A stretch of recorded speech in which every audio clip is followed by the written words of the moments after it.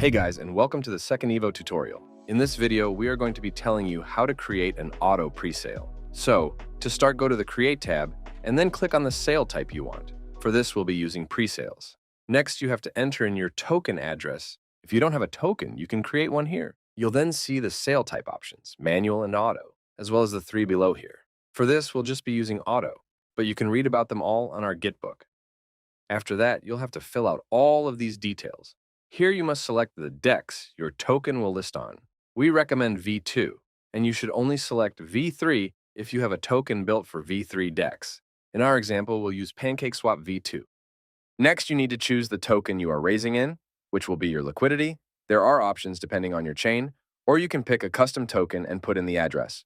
For this, we'll just use BNB. In this box, you have to decide whether the unsold tokens will be refunded back to you or burnt. If you chose burn, every single token not sold, including the tokens for bonuses, will be burnt. The presale rate determines the price of your tokens at presale. As we have entered BNB as our fundraising token, the number entered into this box represents how many tokens is equal to 1 BNB. If you set something else, for example Ethereum, the price will show how many of your tokens are equivalent to 1 ETH. In our example, we will use 800,000.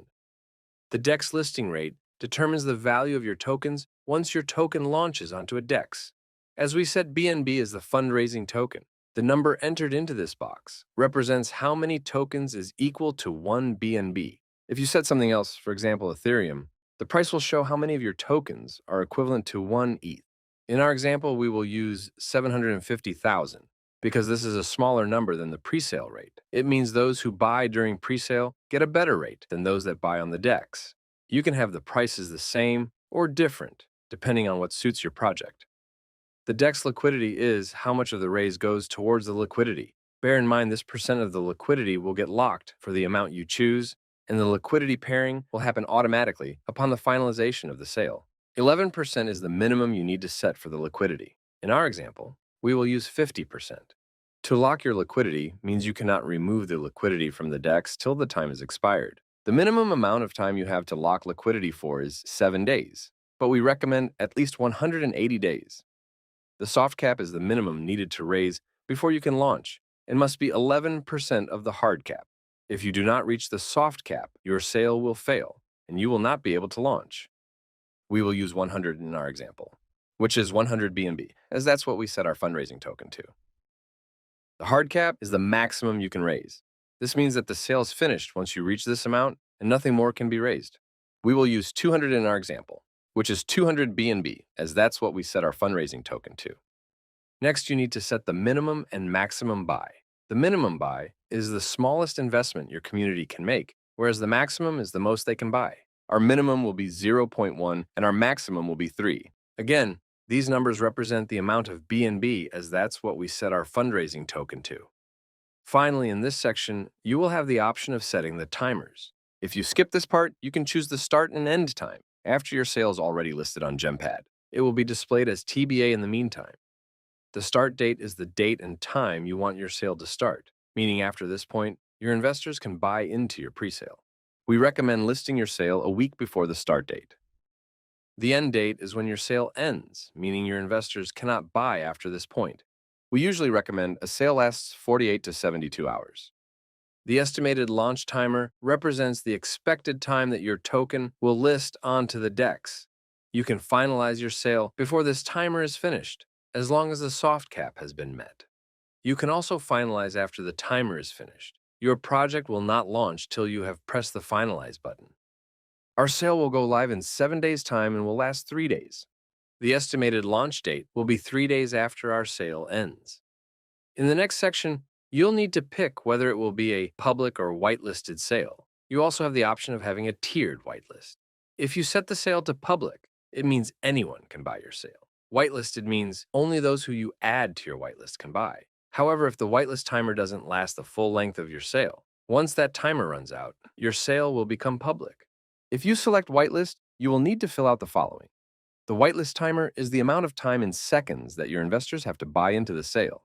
If this timer runs out, the sale will move on to the next tier if you have that selected, or it will become public.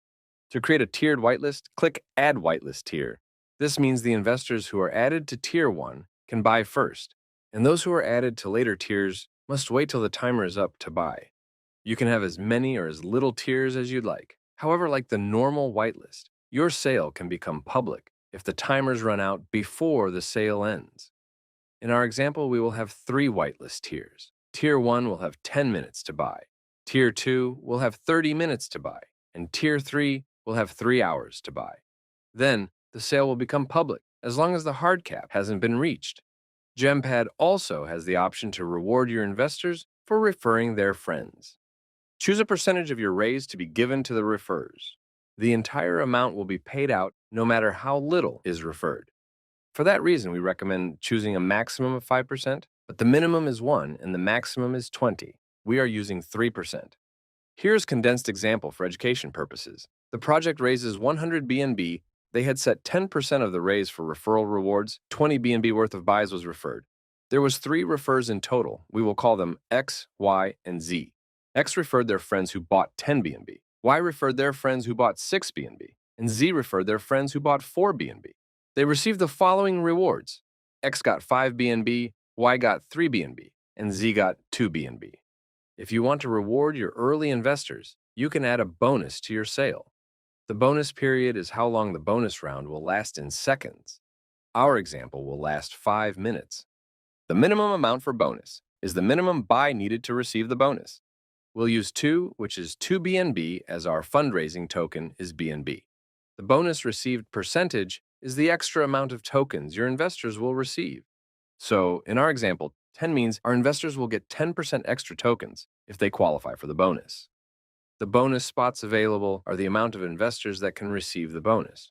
We'll use 10, which means our first 10 investors who buy over 2 BNB within the first 5 minutes will receive 10% extra tokens. So, in our example, if person A is the first to buy 3 BNB within the first 5 minutes, they receive an extra 10% tokens. Due to our presale rate being 800,000 tokens per 1 BNB, a normal 3 BNB buy would get your investor 2,400,000 tokens. But because this person received the 10% bonus, they'll actually receive 2,640,000 tokens in total. This means the bonus they got was 240,000 tokens. If the same person had bought, after the 5 minutes was up, less than 2 BNB, or they were not in the first 10 to buy over 2 BNB, they would not receive any bonus due to the parameters you set up. The Add Bonus Level button means you add another set of bonuses in the original time period, and the Add Bonus Stage button means you add another time period of bonuses. You can have as many levels and stages as you want. If you want to vest your investors' tokens, tick this box. Vesting means your investors will not receive all of their tokens at launch. Some will be held till a later date. Investors will need to claim tokens directly from the sales page, whether they are vested or not. The amount you enter in the token release on launch is the percentage of tokens that will be released at TGE. TGE means when your project launches.